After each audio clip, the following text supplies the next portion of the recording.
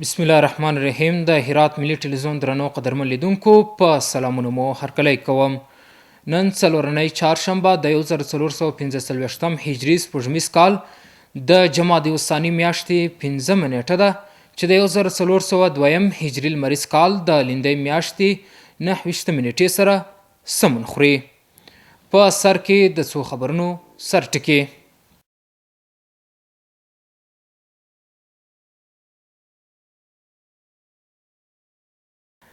د کبابیان یو شمېر مشرانو او مخورو د هرات والي سره لیدنه.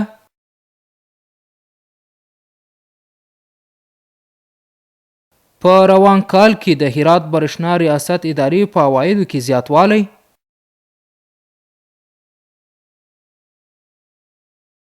او په تیر یوه میاشت کې د هرات پولیسو له لورې له 200 تنو څخه زیات د بیلابیلو جرمونو په تړاو نیول.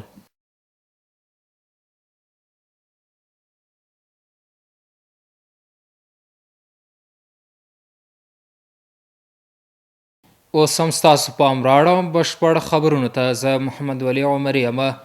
د ښاري پراختیا د کمیټې غونډه د هرات د والي د مؤسسو د استازو او د دغه ولایت د شمېر امارتي ادارو د رئیسانو په حضور کې جوړه سوه. په دې غونډه کې د هرات والي شیخ الحدیث مولانا نور احمد اسلام جار وویل چې اسلامي امارت ډېر انکشافي او اقتصادي پلانونه لري. د هرات والي له روزنک څخه تر صنعتي ښارګوټي پورې د اورګاډۍ د کرښې د غځولو او د هرات تر صنعتي ښارګوټي پورې د تورغونډۍ د پټلۍ د غځولو پلان اعلان کړ. د ښار جنوب ته د یو لوی مسافر وړونکي ترمینل د جوړولو او په تورغونډۍ کې د لوی ګمرک د جوړولو پلان اعلان کړ. په دې کتنې کې شیخ الحدیث اسلام جار د کورنیو او بهرنیو بنسټونو له فعالیتونو او خدمتونو څخه مننه وکړه او ویل په هره برخه کې چې دغه بنسټونه کار کوي د ستاینې وړ ده. شیخ اسلام جار زیاتوي چې په هرات کې د اوسنیو سوالګرو 80% واقع نه دي او په دې برخه کې د سوالګرو د راټولولو لپاره یو کمیسیون جوړ شوی دی. په همدې حال کې د مؤسسو استازو او د امارتي ادارو یو شمېر رئیسانو د هرات له والي سره اړوند پراختیایي راپورونه شریک کړل. د کبابیانیانو یو شمېر مشرانو او مخورو د هرات له والي شیخ الحدیث مولانا نور احمد اسلام جار سره وکتل او خپل ستونزې ورسره شریکې کړې. په دې غونډه کې دغو مشرانو د سړک خرابوالی د دوی یو له جدي ستونزو څخه یاد کړه او غوښتنه یې وکړه چې دې سړک د قیر کولو چارې دې وسي. په همدې حال کې د هرات والي شیخ الحدیث مولانا نور احمد اسلام جار وایي چې اسلامي امارت د خلکو په خدمت کې هیڅ دریغ نه کوي. د هرات والي په دوام کې د کبابیانیانو د خلکو د ستونزو په حل کې د هر ډول همکارۍ ژمنه وکړه او ویل چې خلکو ته خدمت کول د هرات د سیمې ادارې لومړیتوب دی. د هرات ولایت د امنیت قومندانۍ له جنایي جرمونو سره د مبارزې مدیریت په دې ولایت کې د تیرې یوې میاشتې په اوږدو کې د بیلابیلو جرمونو په تړاو د 200 تنو د نیولو خبر ورکوي. په ورته وخت کې د هرات یو شمېر اوسیدونکي په دغه ولایت کې له بشپړ امنیت څخه د خوښۍ په څرګندولو سره وایي چې د اسلامي امارت په راتګ سره د دغه ولایت په ټولو برخو کې امنیت ټینګ شوی دی. نور حال په چمتو کړي راپور کې. د هرات ولایت د امنیت قومندانۍ د جنایي مدیریت مسؤلان وایي په تیر یوه میاشت کې 200 تنه د بیلابیلو جنایي جرمونو په تور نیولي دي. دوی په دوام کې د دې ولایت ښاریانو ته ډاډ ورکوي چې د فساد عاملین به ونیسي او د قانون منګولو ته به یې وسپاري. موږ په ټول کې د دغه یوې میاشتې 138 قضیې لرو او هغه قضیې چې دوسیې پوره سوي دي خلاصې سوي دي د جنایي جرمونو په وړاندې باندې د مبارزې د عمومي مدیریت څخه صادره سوي دي او په تعداد باندې تر 200 بالا موږ مظنونین و محاکمو ته هغه قضایي ارګانو ته سپارلي دي.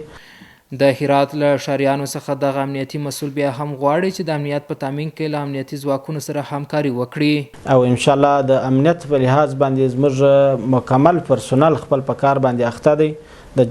د جرایم جنایي مکمل پرسونل خپل په کار باندې اخته دی او خپل کار کوي. انشاءالله مشکل نشته. د امنیت په لحاظ باندې امنیت ډاډمن دی. انشاءالله خلکو ته موږ دا ډاډ ورکوو چې امنیت تامین دی. امنیت کې کومه خبره نشته. په ورته وخت کې د هرات ښاریان په دغه ولایت کې د امنیت له تامین څخه د خوښۍ په څرګندولو سره وایي چې د اسلامي امارت په راتګ سره د دغه ولایت په ټولو برخو کې امنیت ټینګ شوی دی. الحمدلله از روزی که نیروهای امارت اسلامی به داخل این شهر هرات آمدن ما از امنیت خیلی رزیم، دوزمدوزی، اختطاف، ترور همه چیز کم شده. ما از اینا راضییم، انشالله که خداوند تبارک و تعالی از اینا راضی باشه. به فضل احسان خدا 2 سال خورده میشه که امارات اسلامی بیامده به این منطقه کوچکترین حادثه الحمدلله نشده.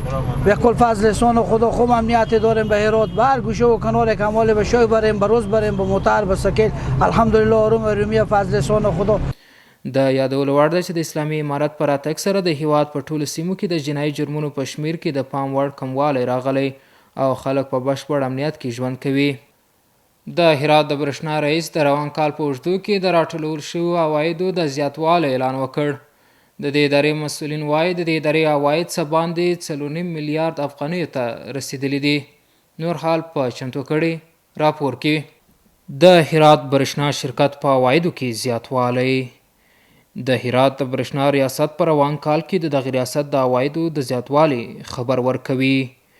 د هرات د برېښنا شرکت د مسؤلانو د معلوماتو له مخې سږکال د دغې ادارې راټول سوي عواید څه باندې 4.5 میلیارد افغانیو ته رسیدلی دي. الحمدلله به اساس سعی تلاش مسئولین حوزه هرات برېښنا و شخص خود شخص رئیس عواید ما تا فعلا از اول ابتدای سال تا فعلا 4.5 میلیارد عواید جمع آوری شده و یک بسیار دستاورد خوبه به اداره حوزه هرات برېښنا و بالخصوص به امارات اسلامی و او طلبات بوده که سالهای سال بالای مشترکینه که عواید برق یا مصرفی برق رو تحویل نکرده بودن اونا جمع آوری شده. الحمدلله. خو د هرات یو شمېر ښاریان د هرات برېښنا له خدمتونو څخه خوښي څرګندوي. د هرات ښاریان وایي چې د هرات برېښنا مسؤلین د برېښنا په برخه کې د ستونزو د هوارۍ لپاره جدي پاملرنه کوي. رفتار ناخوده مردم خوبه، چون کنتور هم بیاوردم، کنتور ما رو عوض کردم، 1-2 روز بین کرد عوض شد، ولی فعلا بیاموند که قبض برق رو قسطی کنم، او رو هم به 2 قسطه قسط میکنم. خیلی خوبه. حالا باز بهتر، نظام بهتریه نسبت به جلو. آماده همین کارا ما را طریق قانونی همین اعمال مدیر صاحب بود، لازم بود رئیس صاحب بدون کدام معطلی کار ما انجام شد. خوبه، برق هم خوبه، اونجا ولتاژ برق هم به زندجان قویه، خوبه، مشکل نداریم. کارمندان خوب به سر وقت اگر مشکل باشه به برق رسیدگی میکنه. د یادونې وړ ده چې د افغانستان اسلامي امارت له حکومت سره د ډیرو عایداتي ریاستونو د عوایدو کچه لوړه سوې ده. د افغاني سرې میاشتې ټولنې لخوا د هرات ښار د 5 ناحیې په باغداشت سیمه کې له زلزلې ځپلو 1500 کورنیو سره مرسته وسوه. د سرې میاشتې د پیښو د عمومي مدیریت د فعالیتونو د دوام په موخه دا ځل د هرات د سرې میاشتې د ویش د ټیم او د مرکز او د قطر د سرې میاشتې د استازو په شتون سره د 1500 بستې خوراکي او غیر خوراکي توکو مرسته وسوه. د مسؤلینو په وینا په دغه مرستو کې خوراکي او غیر خوراکي توکي هم شامل دي. دا په داسې حال کې ده چې پرون هم د افغاني سرې میاشتې ټولنې لخوا د دې سیمې پر 470 کورنیو د قطر سرې میاشتې د خوراکي او غیر خوراکي توکو مرستې وویشل سوې. د هرات ولایت د کار او ټولنیزو چارو ریاست مسؤلین وایي چې سږکال د دې ریاست په یتیمخانو کې د یتیمانو ځای 2 برابره کړی دی. د هرات د کار او ټولنیزو چارو رئیس وایي چې سږکال د دې ریاست د یتیمانو ځایونه لوړ کړي دي. د کار او ټولنیزو چارو رئیس په دوام ټینګار وکړ چې په هرات کې د نجونو او هلکانو 2 یتیمخانې د دغه ریاست تر واک لاندې دي چې پخوا یې د 300 تنو ظرفیت درلود او اوس یې د 600 نجونو او هلکانو د منلو ظرفیت لوړ کړی دی. هغه زیاته کړه چې په یادو یتیمخانو کې د یتیمانو او یتیمانو لپاره ټول اسانتیاوې لکه زده کړې، د خوب ځای، مناسب خوراک او روغتیایي مسایل په پام کې نیولي دي. د یادونې وړ ده چې اوس مهال په هرات ولایت کې د کار او ټولنیزو چارو ریاست له لوري 2 یتیمخانې فعالې دي چې د نارینه برخې ظرفیت یې 400 او ښځینه برخې 200 تنه یتیمان دي. محترم لیدونکو، اوس هم ستاسو پام راوړم د سبا ورځ د هوا اټکل. ګرانو دوستانو د ما سلامونه ومنئ، شپه مو په خیر. اوس هم پاملرنه وکئ د سبا ورځې د هوا اټکل. پنجشنبه هرات ښار لمر 11 درجه 12.4، غوریان لمر 11 درجه 11.3، کراخ لمر 11 درجه 10.2 او پشتون زرغان لمر 11 درجه 14.8. اوس هم یو ځل بیا د څو خبرونو سرټکي.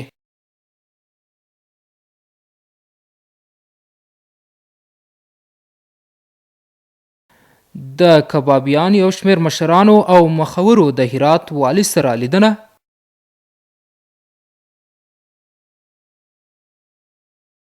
په روان کال کې د هرات برېښنا ریاست ادارې په عوایدو کې زیاتوالی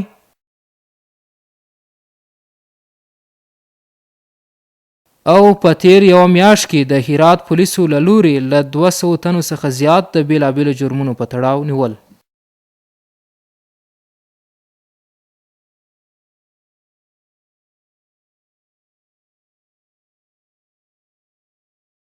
درنو قدرمن لیدونکو دا و د نن شپې خبرونه چې ستاسو قدرمن حضور ته وړاندې سوه. تر بیا مو په لوی څښتن تعالی سپارم.